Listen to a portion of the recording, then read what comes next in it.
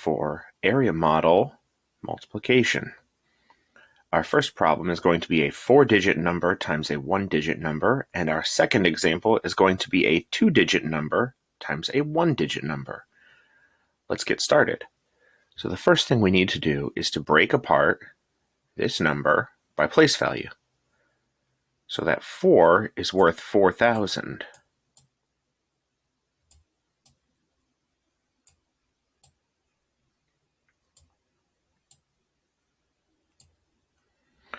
That 3 is worth 300.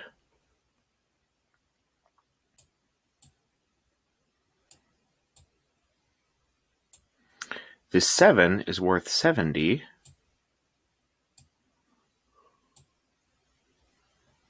And that 8 is worth 8 because it's in the ones place. And we're going to do all of these times 2.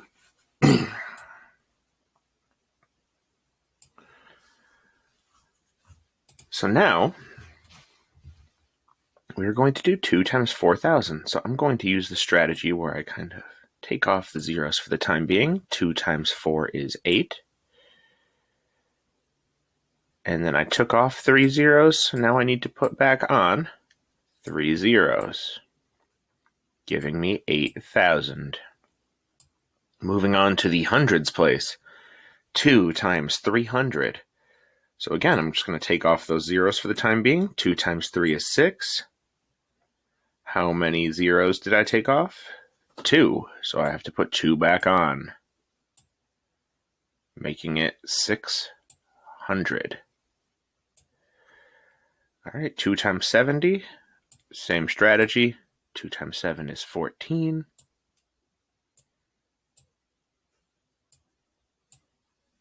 I add that 0 back on. 2 times 8 is 16. And now all I've got to do is add these partial products together.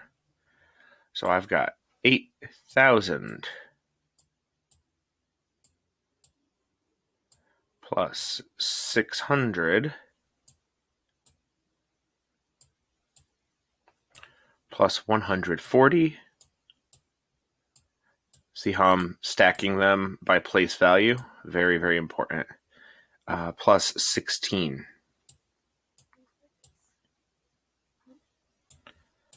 All right. So let's add these up. 0 plus 0 plus 0 plus 6 is 6. 0 plus 0 plus 4 plus 1, that's 5. 0 plus 6 plus 1 is 7. Putting my comma for place value, and now we just bring down the 8 because there's nothing being added to it. So the answer to that problem is 8,756. So now let's do our second example, and you might notice that I didn't pre-draw the boxes. That's because I wanted to quickly go over how I make the boxes and why. So this is a 2-digit number, meaning the box is going to have 2 sections, just like this is a 4-digit number, so there are 4 boxes. And now you might be thinking, well, how does he guess how big the box needs to be? Well, you're part right. I'm not guessing, I'm estimating. I know that the 5 in the tens place is worth 50, which is much more than the 2. So I'm guessing I'm going to need some more room for this space than that. So I'm just gonna, and a little bit less for that one. I still made it kind of big because I want you to be able to see it. So now I'm going to break apart the 52 into 50 and 2. And we are, of course, multiplying those by 7.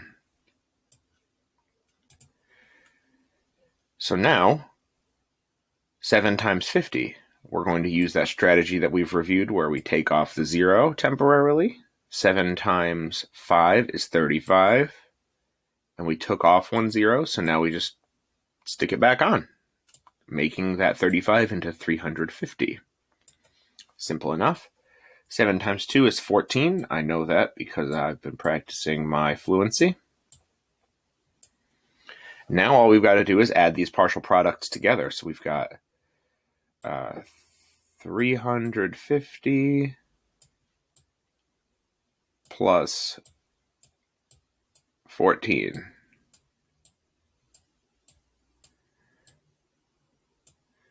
Zero plus 4 is 4. 5 plus 1 is 6. And 3 plus nothing is, of course, 3. The answer is 364. I'm just going to move it over just in case you can't see it. I'm just going to put it up here. So there is your answer. I hope this review was helpful. Be sure to watch it, rewatch it, pause it, do the problem with me, try the problem on your own, and then check your work using the video. So many different ways you can use this learning tool. Have a great day, everybody.